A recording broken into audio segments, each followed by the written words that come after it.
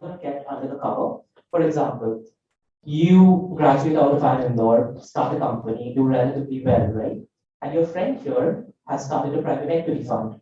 After 5 years, you call him up. Hey, my company has become a $10 million company, right? Do you want to invest 1 million into it? The friend says, this sounds like a pretty interesting opportunity, right? Let me do some analysis and get back to you. So if the transaction happens between two parties behind closed doors, right? The public markets doesn't know about it. No other investors know about it. That is bilateral. On the other hand, if, for example, you, a company of $10 million, decides to go through an auction route, what you do is you call up your investment bank and say, hey, I'm planning to raise 1 million from the market. Can you help me? The banker says, yes, we have 5 different buyers who might be interested. Do you want me to, go to those buyers? And the company says, yes, you might. So there's buyer 1 who shows interest, buyer 2 who shows interest, buyer 3 who shows interest. They all will be quoting a different price for the equity stake in the company.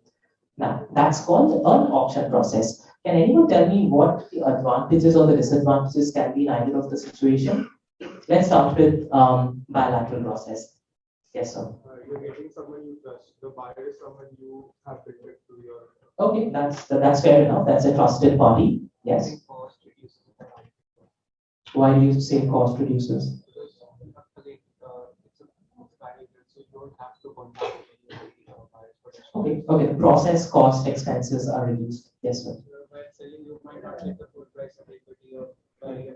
That's very good. So what happens is you're just dealing with one buyer, right? So there's no competitive pressure in the market. So if the buyer says, I'll pay $100 for each share, right? You don't have any comparison of that. So you probably are stuck with that. Whereas in an auction process, it's very, very competitive. And that's honestly what an investment bank brings into the process.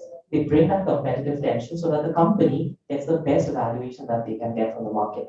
One disadvantage of an auction process, however, is that your confidential information, company financials, company history, where the manufacturing plants are, all those details are kind of out in the public, right? Not completely in the public, but probably the 5 buyers know that.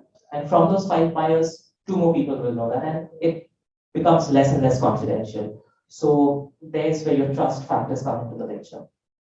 Right. Now, types of investment banks. This is typically not an industry standard. It changes from person to person. But usually the categorization of investment banks are along the lines of the size of the firm, the size of the deals that they work on, the complexity of the offerings and the prestige that they offer. At the top of the round, you have something which is called the bulge bracket firms, right? You have Morgan Stanley's and Goldman Sachs and JP Morgan's of the world. They are extremely global in nature. They work across almost all countries where they are allowed to work in. The size of the deals are also pretty large, and they would not touch a deal of, say, which is just $50 million. That's beyond their, the size threshold.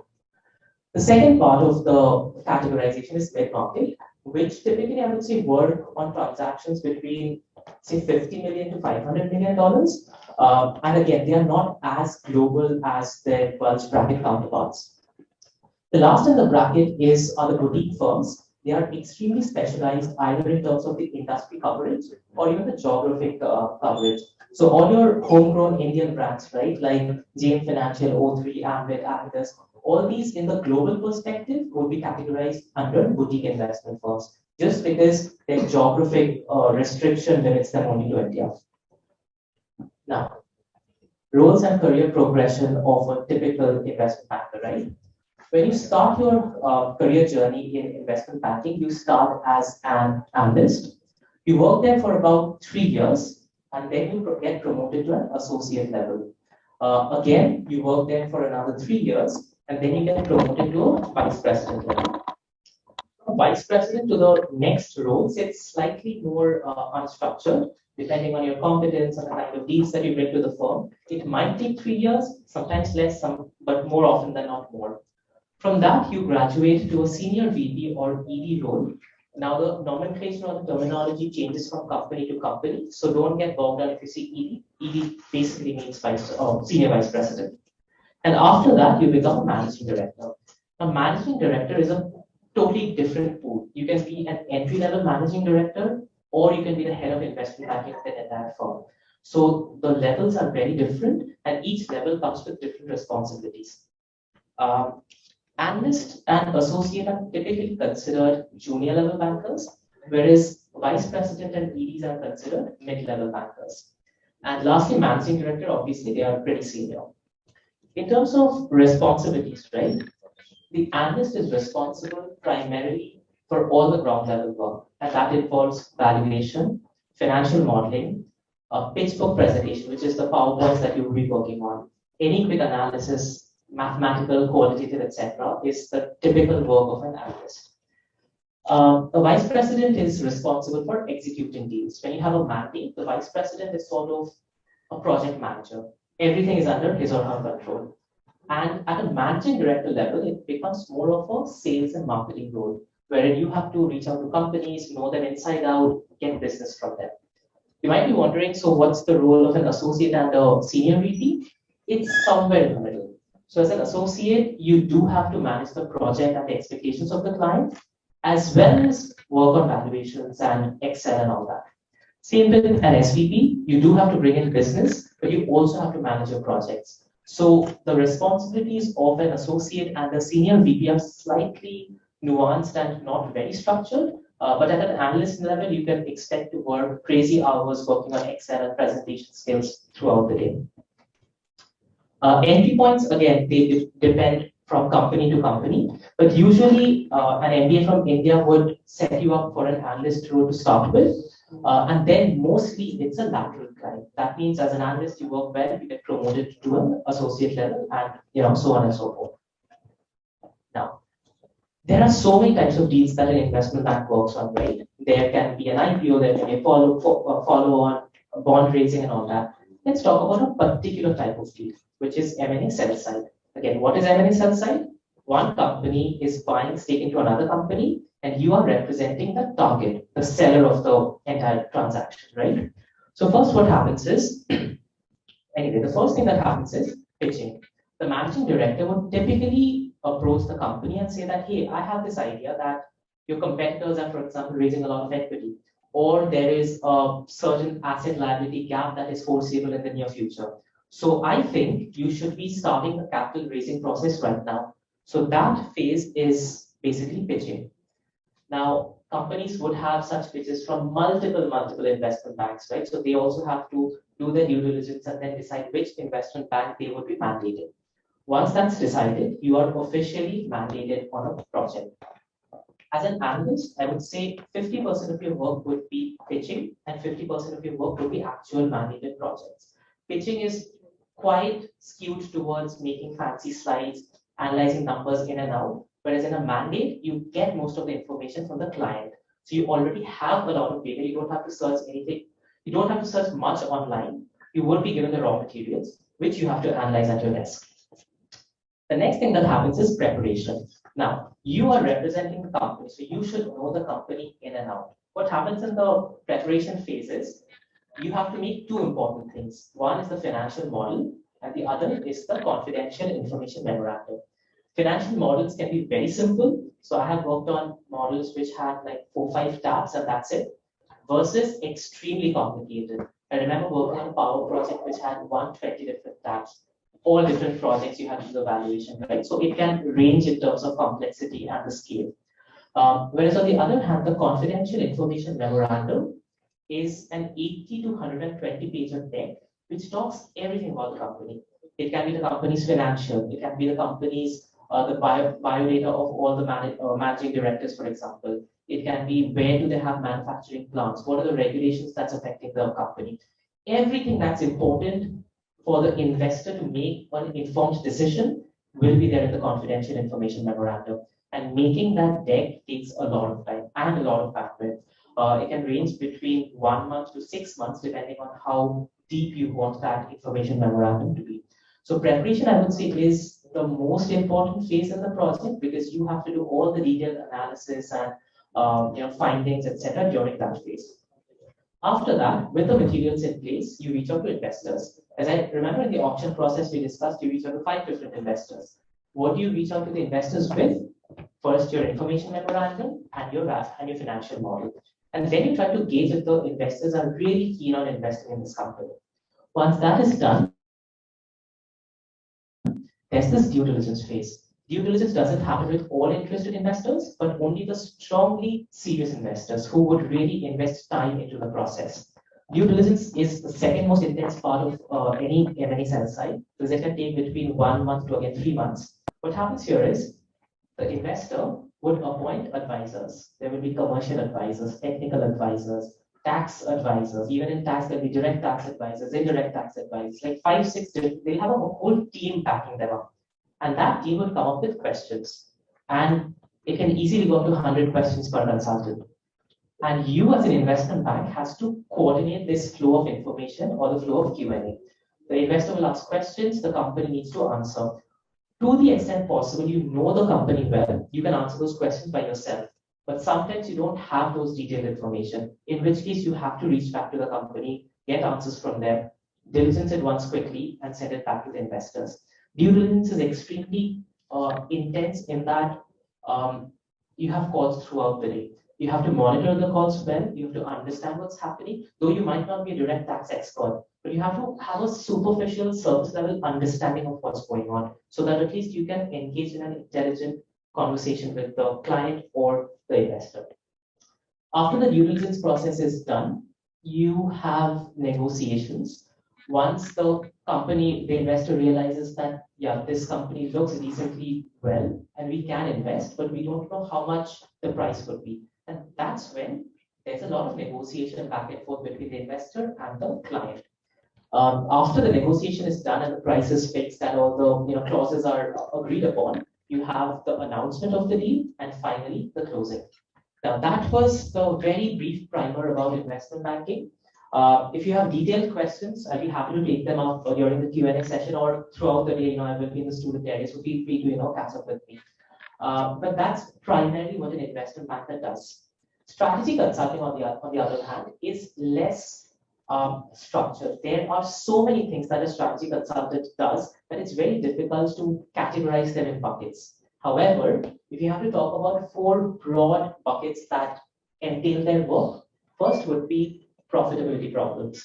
A company is suffering from, like say, a unit is extremely loss-making and the company wants to address that. Then they hire consultants for that. Second can be organic growth, as we mentioned. They want to increase the footfalls in a particular retail store. How do they do it? They take help from a consultant and they do extensive research, market research, like consumer feedback, etc., to come up with solutions. Third is your M&A. Now, what a consulting firm does in M&A versus what an investment bank does in an M&A are very different. Typically, remember I told you during the due diligence process, an investment bank the investor hires these consultants. One of these consultants is called a commercial consultant, wherein your BCGs and Bains of the world will come into the picture and advise if it's commercially viable to go with the deal or not.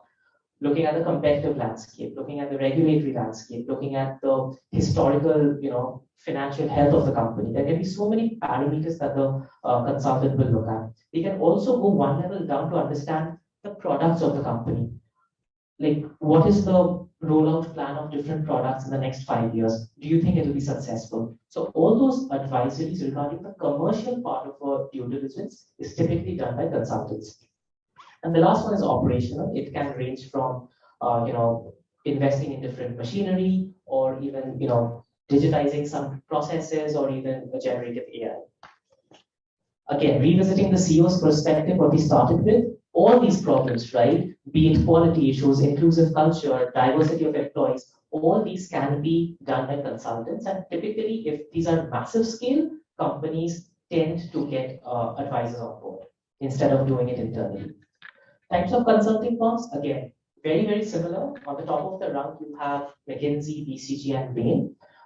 Collectively, they are called MBBs. Then, secondly, you have boutique firms. Again, why are they different? Probably because the scale of operations are different, the kind of advisory that they provide are different, and probably the global coverage is different. And lastly, you have the Big Fours. The Big Four typically refers to accounting, but they have diversified to provide consulting advisory as well. Roles and career progression in consulting is not very different from that in investment banking. You start as an associate, typically 2 to 3, around 2 years. Then you become a consultant. Then you become a manager or a project manager, associate partner, and finally partner. Again, an associate and consultant are considered junior roles, and manager and associate partners are mid-level roles. One quick change in terminology. BCG and Bain, I know for a fact, refer to them as associate and consultant, whereas McKinsey has a different terminology. The associate that you see on the slide here, they call them junior associates, and a consultant is called an associate. So it's just a bit of a mess up, but that's how the industry works. In terms of responsibilities, very, very similar. As an associate and a consultant, you would be doing the groundwork of analyzing numbers, doing customer feedback, having expert calls with industry veterans, etc. As a manager, you would be the project in charge. You are the go-to person for the client. Any questions that they have on the project, you would be the person. And at a partner level, like an MD level at banking, it's more of a sales role. You know the business very well. Now it's on you to go to clients and get business from them. So pretty much similar. Again, entry points change from company to company, but more often than not, it's lateral. Only at the junior levels do they open up for these schools. So you've seen in terms of career progression types of firms, there's a lot of similarity between banking and consulting firms, but there are a little more than that as well. First, both of the careers provide really, really lucrative compensation, right? And that's why the demand for these jobs are extremely, extremely high. Second is unparalleled prestige. When you probably are in banking or consulting or even have left the firm, right? In the industry overall, like corporate partners, etc., really look up to you because the kind of analytical rigor, the kind of analysis that you do is typically considered really, really high level. And therefore, there's a lot of prestige attached to these job roles. Third is steep growth trajectory. And this does not only refer to the positions that you grow, because they typically do have an up or out policy. That is, if you don't get promoted, typically, you're shown the door. But even besides that, in terms of learning, you have a very steep learning curve because you, at least in consulting, you are onboarded on projects. For example, you have to advise a company if they have to close a mining project in Argentina. You know nothing about mining, you know nothing about the Argentinian economy, but you have to learn that very quickly and advise people who have been in the industry for 50 odd years. Now, that really takes a lot of confidence and a lot of curiosity for learning. The fourth I would say is analytical rigor. The kind of depth of analysis that an investment banker or a consultant goes to are really, really unmatched. There's not just quantitative reasoning, there's also going out to the market and really understanding the tone and the pulse of the market. Professional training in terms of project management, right? How a consultant or a banker really manages a project.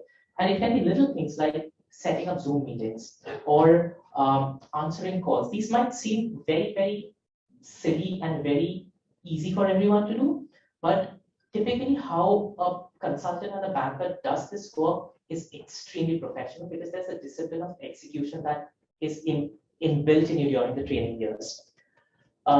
This is very important because most of you, if not in IT or consulting, will enter different industries where your work will be specialized. You'll be in marketing, where you'll be looking only at marketing, right? Or if you're in a finance department of a firm, you would be only looking at finance. Whereas consulting and banking gives you such a bird's eye view of the entire industry. You are not only looking at the operations of a company, but you're also looking at the marketing. You're also looking at the strategy of the company. You're also looking at how the company is treating their employees. So you get a very, very broad view of the business. Probably what you're doing in your first year of your PGP, right? You're doing operations and finance and marketing. So this is almost like an extension of it, where you have a bird's eye view of the entire business. You also build wide industry networks, not just in consulting or IT, but in your client industries as well. You also have really good exit opportunities. The next ones are good and bad. So travel options, again, in banking, not as much, but consulting requires a lot of traveling. I, for one, do not really like to travel for work, so it's a negative for me, but a few people really do enjoy it, at least at the start of your career. It's really exciting to be traveling to different cities, staying in hotels and all that. So it's a mixed one, honestly. Second, I would say multitasking. Consulting, there is slightly less multitasking, whereas banking, there is a lot of multitasking because you're not engaged in a project as such. In consulting, what happens is a project or an engagement comes and you are dedicated to one part of that project. Whereas in banking, you would be doing 3 mandates and 3 pitches together at the same time. So there's a lot of multitasking involved. The negatives, extremely long hours. So, when you're starting your career, there's a lot of enthusiasm and a lot of confidence that, you can kill it because you're so interested in this career. But trust me, it takes a lot of persistence, patience, and a lot of humility to really navigate through those long hours and endless nights. There's high internal competition. As I mentioned, there is an unsaid up or out policy in many of the firms. If you cannot outdo your peers, more often than not, you have to, find other opportunities. Last is there's definitely a work-life balance, especially if any of you are planning to start families right after you join these firms. You have to be extremely good in time management, right? I, for one, really want to adopt a dog when I start my stint in Toronto, but I'm really having second thoughts right now because it's a tough job, right? Managing both these things. Another similarity between these two firms is that throughout your journey, at least at a junior or mid-junior level, there'll be two best friends whom you really have to appreciate throughout the journey. One is Excel and the second is PowerPoint. Learning the functionalities, learning the shortcuts, learning how to just use your keyboard when you're working on Excel. These might seem very, easy and doable, but it takes a lot of practice. Like practice, as much as possible if you want to, get into these jobs. Before the key skill required, I would say there are two differences which I probably touched upon a little bit. I think multitasking is one. Definitely in banking, there is a lot of multitasking. In consulting, it's slightly less. And the second, I would say, IB gives you a bird's eye view of business, true, but through a financial lens. You typically, more often than not, would be looking at financial statements, analyzing them, making Excel and pretty charts and all that. But strategy gives you a much wider lens because you're looking at marketing, you're looking at strategy, you're looking at people management and all that. So these two, I would say, are the key differences between IB and consulting. Basic skills required. Either finance, either IB or consulting, basic finance is definitely required. You should at least know how to read financial statements. If nothing else, just the income statement and the balance sheet. Cash flow statement is still, a less priority. Math and spreadsheet skills. Being good at Excel is something which you cannot do without. But even besides that, quick math, especially in consulting, right? Because you're at a client's meeting, right? And they tell you that, okay, I like your analysis, but if you just quickly change this number, how does it affect your final conclusion? So you have to be really quick with your mental math. Now, by mental math, I don't mean you have to do everything in your head. You can probably do it on paper as well, but as long as it is quick and efficient. Third, presentation skills, and this is not just how you're presenting, like I'm presenting right now, but your PPT skills. This requires a very basic sense of colors, designs, aesthetics, because when you're presenting your final deck to any client, it should look extremely professional. So having a good hand at PowerPoint and just understanding how design works would really take you a long way. Structured thinking. More often than not, problem solving in business is very structured and a step-by-step process. So you can go abstract in your thinking, but in these jobs, you have to be extremely linear, which I'll come to later as well. Communication skills, no matter which organization you're in, business, like research, anything, communication is something which I think is usually undervalued, but as and when you grow up the ladder, you realize that that's a skill which is probably more important than even your analytical skills.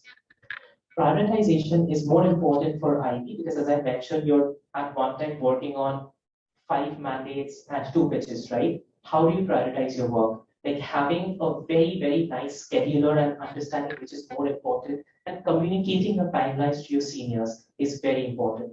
Because sometimes what happens, at least in the initial phase of my career, what happened was I would decide priorities by myself and not really communicate it to my seniors. Then the person who got less priority in my schedule would, really be not very happy with me, right?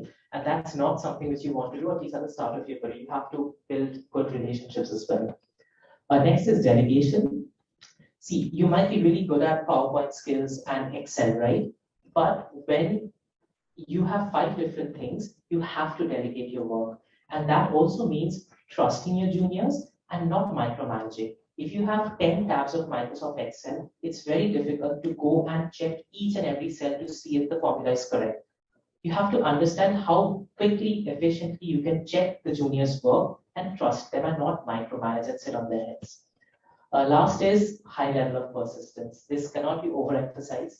I have seen multiple analysts come and leave within a year, a few months, one person left within a week, just because the pressure is so intense that you feel that this is not the right place for you.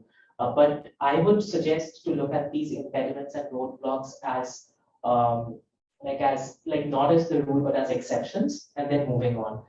Trust me, persistence is not just important in these professions. Any profession that you go to, there would be roadblocks, there would be impediments, but how you go over them is what distinguishes you from a better employee. Preparation. Now, preparation for both these there are overlaps, there are certain dissimilarities as well. IB, I would say, is not very structured when it comes to preparation, but there are a few modules which you can look at, right? First is accounting. How the 3 financial statements are interlinked is something which you'll be asked in the interviews, which you will be tested even while you're working there. How you eventually balance out the cash. Those things are extremely, extremely important. Second is valuation. I'm sure in your finance core course you would have had valuation, but you would have some special electives as well. We definitely had. We had PEBC electives, which were extremely, extremely useful. So how valuation is done, be it DCF, be it transaction analysis, trading analysis, those are pretty important. Puzzles or mind teasers. Sometimes an interviewer might just throw a very quick puzzle at you and just to test your intelligence real time. So being good at that really helps. Industry knowledge, I would say, advice to each of you: have one industry of choice. It can be anything. It can be automobile, it can be pharmaceuticals, it can be overall hospital business, for example. But within that business industry, right, try to have an in-depth understanding.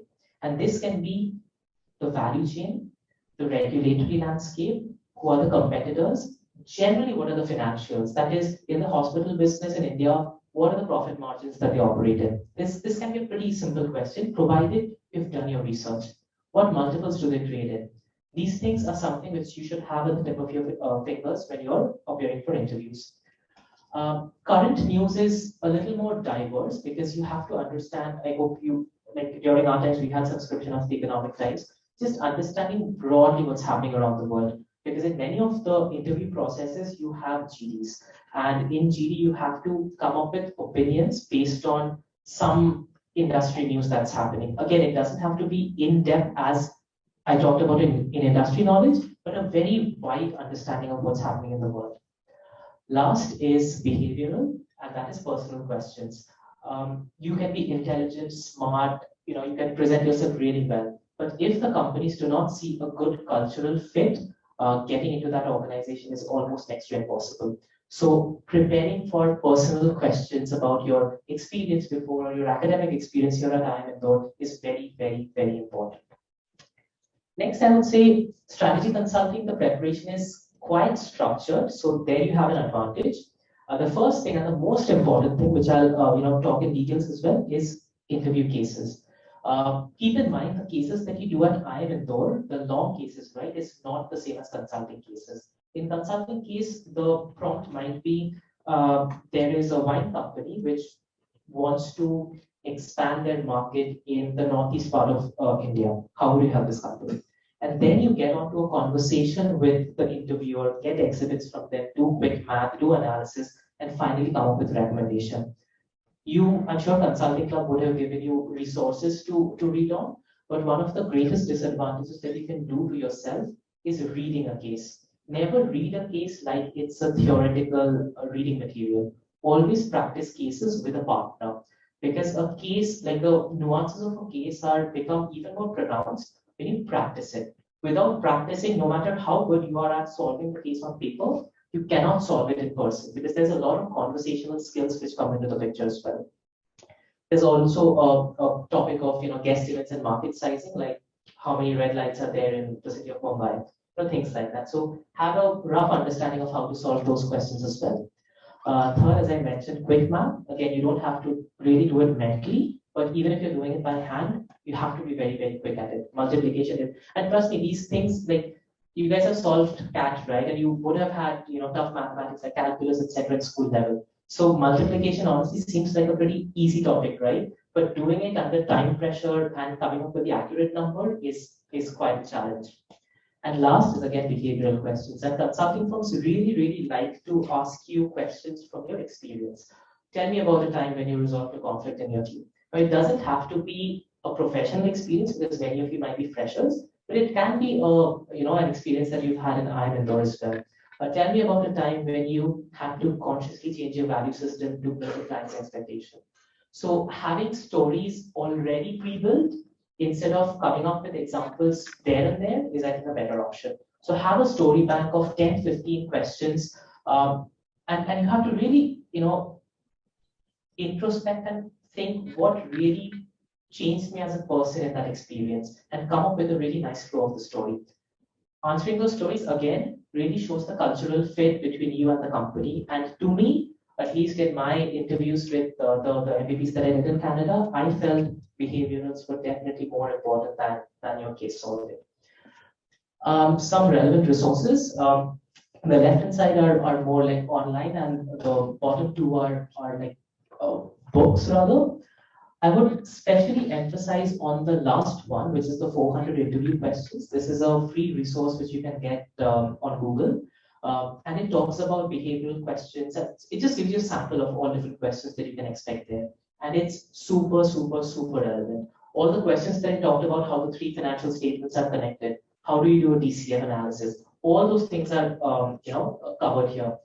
Having said that, this is not a substitute for your accounting course and the valuation course, which you would be taught in classrooms, because those give you the in-depth knowledge, whereas this is a polishing level, like one level above what you're taught in classes.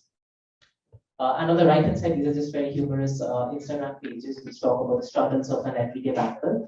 Pretty interesting. I recommend you guys to follow it. So this deck will be shared with all of you after this talk, so feel free to follow them. Same with consulting. On the left-hand side, I'll start with McKinsey Mind. It actually talks about life as a consultant, and it comes from an ex-McKinsey consultant, so you get a really nice understanding of how life there is. When you're preparing for cases, the second book is the industry gold standard.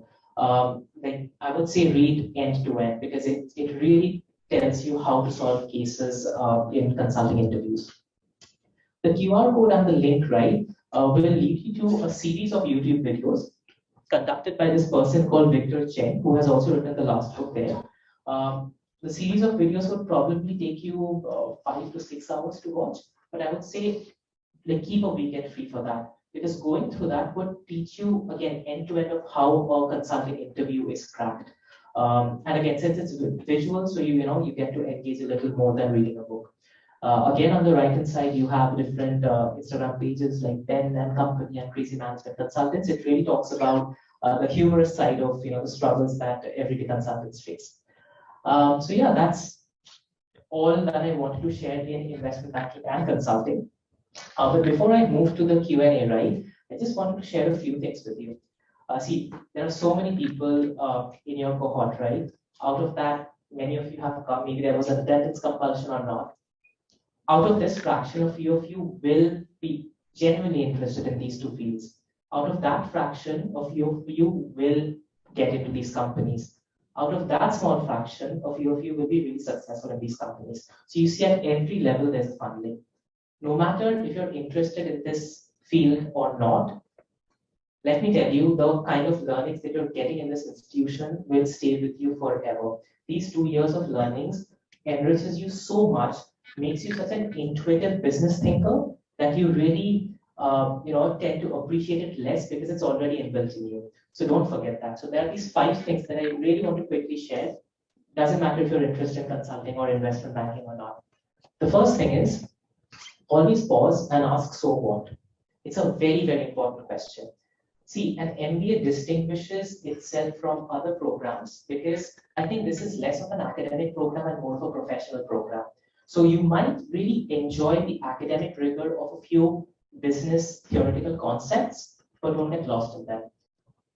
For example, you might spend hours to come to a numerically correct answer to a big problem, right? Only to realize that a generally sensible assumption could have gotten to the same answer within 10 minutes. So understanding the so what of the question, every analysis you do, ask the question, so what, how does it help me? So every analysis that you do has to be a cost-effective, time-efficient step towards the final solution of your core problem. Always remember that. Second is develop linear thinking. As I mentioned, abstract thinking and lateral thinking is really helpful in creativity, ideation, and brainstorming. But corporate communication is more often than not very, very linear. And that means that every business problem has to have a step-by-step structure in the most logical way. It has to be linear. There is no branches attached to it. So developing that linear thinking in your mind will really set you apart as a problem solver. Third, I would say build a dependable network. In my experience, all the jobs that I've gotten so far have been through kind referrals of people from this institution, all of them. This network that you're building is, trust me, the most important asset, more than whether you know DCF or market positioning and all that. Because these people are the ones that will help you build connections in the future. Not right now, but maybe 10, 15, even 5 years later. Okay. And honestly, building a network proactively requires time, patience, and a tinge of selflessness. Okay. The second but one point is really try to have a specialized skill set. Now, an MBA is again different from other post-graduation programs in that this is more of a scholastic diversification rather than specialization, right? But even that, despite that, having a specialized skill set really sets you apart from your peers. This can be as specific as, say, you being an expert in derivative pricing models, or as generic as public speaking, right? But having a specialized skill set, right, firstly improves your visibility, boosts your confidence, and really makes you a dependable contributor to your team. And the last, which is very, very important, is do not forget to give back. I think kindness is really an underappreciated asset. But in the long run, kindness always fills you up with joy and fulfillment, right? In today's world, I think it's more important that we give back to our communities and our societies. And therefore, I feel kindness is really an underappreciated superpower which you can inculcate from now onwards. Okay, so that finishes my talk. I'm open to question answers right now in formal way, or I'm in the campus throughout the day, so feel free to just catch up with me and ask any questions that you have. Anyone has any questions? Go ahead, ma'am. So, sir, I just wanted to know what really interested you into getting into these programs. Banking. Yeah. So I can start with banking first. I think, see, firstly, definitely, if I look at the external factors, it's a very glamorous role, right? And out of an MBA program, it feels like like that's the next good step to have. But besides that, as I mentioned, it gives you a lot of diversification in the sense it keeps your options open. If you start your career as, say, a brand manager, nothing wrong with it. If you find your passion there, go ahead with it. But if you're a little like not sure about yourself, right? Because when I was in your position, I didn't know what I wanted. Whether it was strategy, consulting, HR, marketing, I didn't know that. So for me, IB was a good stepping stone towards something which I can probably discover later in my life. And consulting probably the same reason because I still haven't figured out my special inclinations. So just keeping my options as open as possible right now. You? Go ahead. I had a question regarding the debt financing part. Yeah. When companies go and raise bonds, what does a typical bond investor look like? Honestly, I haven't worked in the DCM desk myself, so I don't really know that part. But if you have any question around the equity part, more in the private part, I can answer. But yeah, debt, I'm not an expert in that. What made you change careers from investment banking to consulting? What was the driving factor? So there were a lot of reasons. So one was I was honestly a little burnt out of investment banking because 6 years it was just a little too much to take. But at the same time, I really wanted to try out different type of roles, right? So my first step was to probably switch to another country, and then I decided probably Canada would be a good fit for my matches. Secondly, I realized that just going to a different country doesn't really solve the problem. But doing an education there really helps solve that gap. You develop a social circle, you have a professional network, and overall, I think your social cultural capital really increases, right? So once in the MBA program, I was not sure what type of job I wanted, but it's just that I felt consulting is sort of an extension of IB, right? So I just felt I have done that job for 6 years. I'm relatively good at it, and it provides a new perspective because it's not just finance, it's consulting, right? So therefore, I just thought, it's a good extension as well as diversification of what I was doing. Yeah, go ahead. So there are also two very prestigious investment firms that we worked at. You can find it in differences in the cultures. Absolutely. So you see, JP Morgan or the Goldman Sachs or the Deutsche Banks of the world are very big. Their scale of operations is huge. So what happens? The advantage of that is it's a little more structured. You have product groups, you have industry groups. So you are a healthcare M&A specialist, right? So it's like a 2x2 matrix, product and industry. Whereas in Jeffries, it was a very small India team that we had. So everything was unorganized, but in a good way because you could switch from industry to industry. Once you're working in power project, the next time you're working in a healthcare project. So your angle widens a lot. That's one positive of working in a smaller firm like Jeffries, right? On the other hand, I would say if you are working in such a big firm like say Deutsche or Morgan Stanley's of the world, right? You sort of become a cog in the wheel. Like you don't see the impact of your actions in a much wider scale. Whereas at Jeffries, since I was the only analyst or associate in my team, like my decisions were taken like more seriously than probably at a JP Morgan. And so those I would say would be the differences. So and just to answer your question about the culture, because it's a smaller firm, bigger drive to get better mandates, I think the culture was a little more intense, like way more intense. Yes, ma'am. So you spoke about long hours.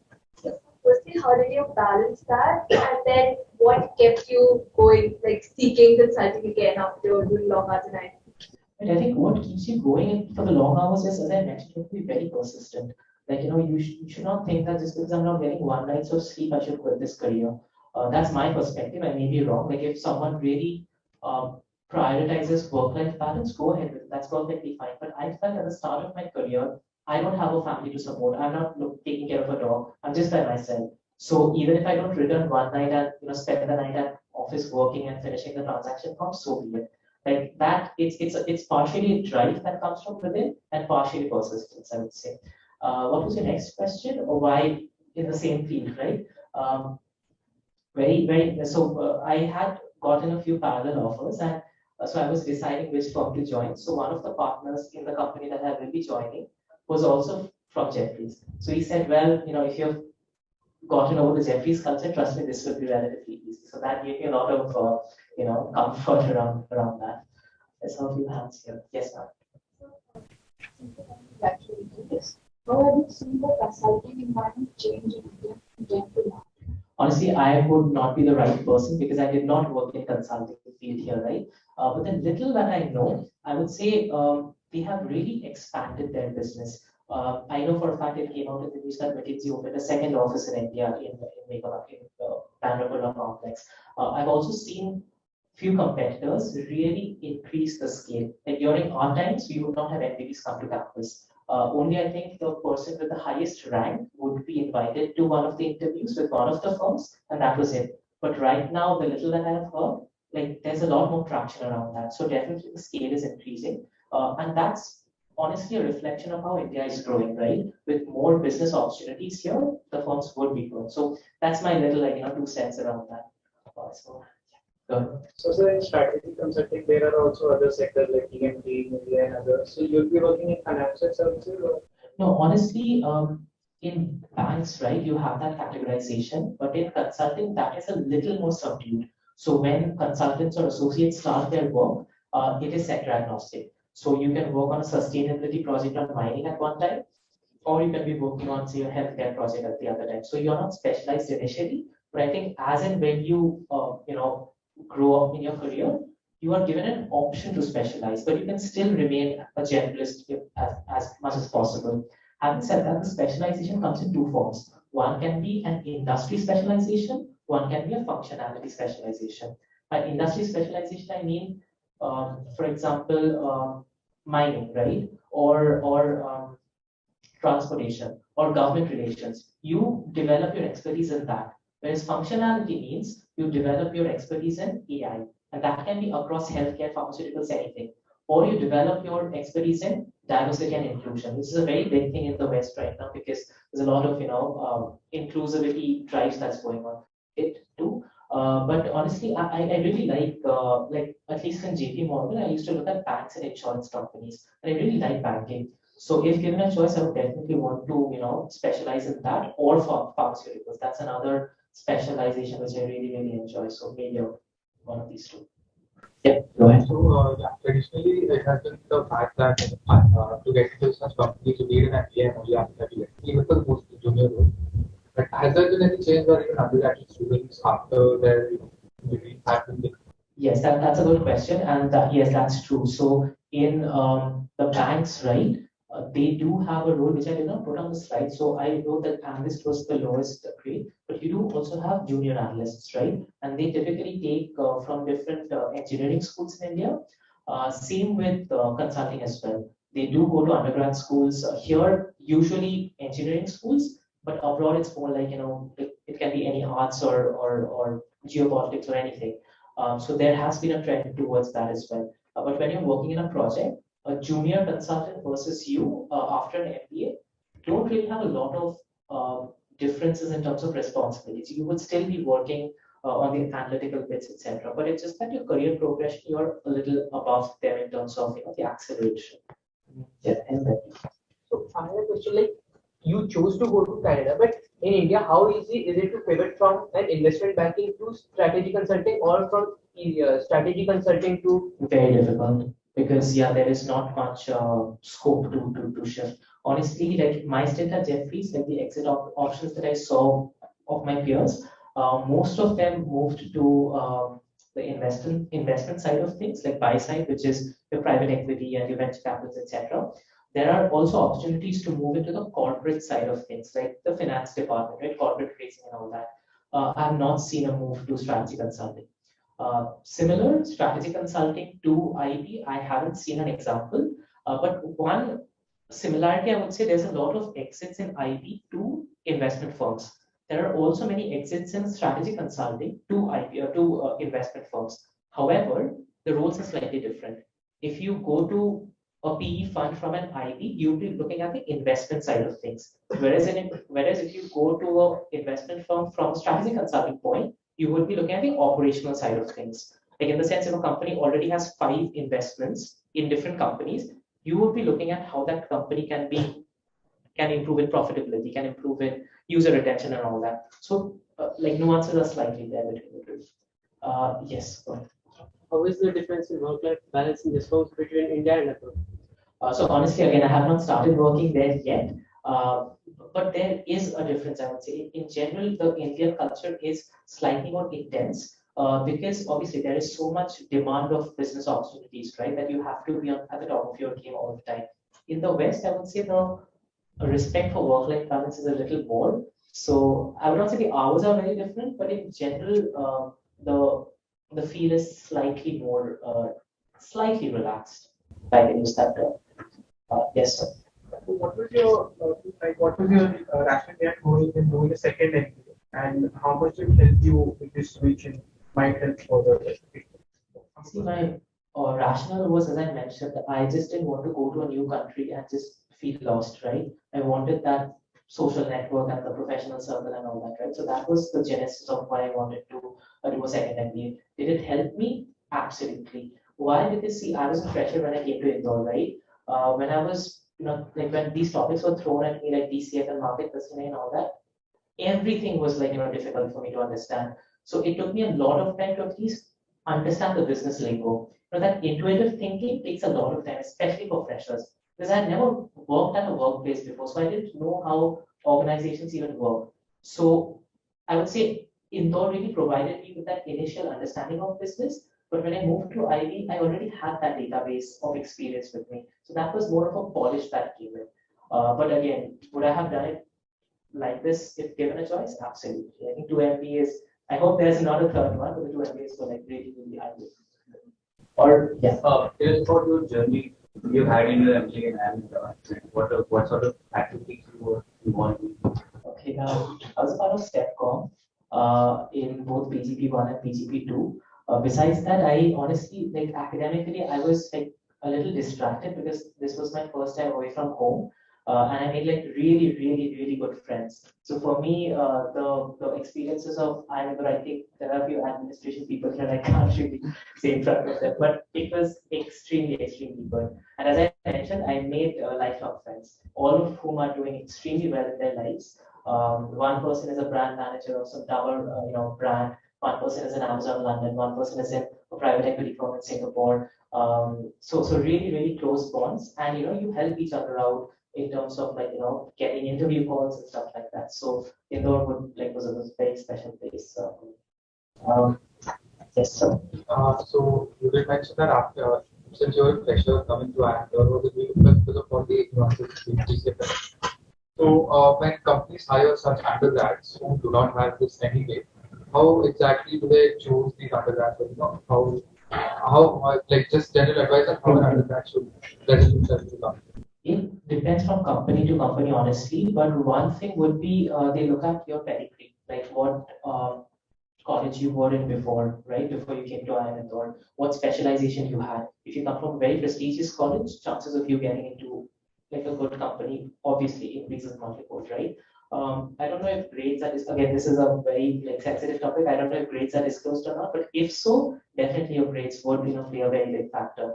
And eventually, how you perform in your interview would definitely seal your fate, right? But again, I don't really know the placement process here as much, so I can't really like help you with that answer. All right, guys, I think this was really nice interacting with all of you. Again, I would be somewhere in the student residences here and there. So if you have any other questions which you could not have asked me in front of your friends, feel free to reach out to me. Okay, but this was a really good experience. Thanks everyone for organizing. We would like to thank sir for giving such valuable advice and insights from his experience. Uh, as sir mentioned, he'll be here. He'll be available in the student residencies. Anyone who's interested, or you can even let your friends know who couldn't attend because of other reasons, that if they want to gain some knowledge or something, they can reach out to him. Thank you all. Thanks. Thanks, guys.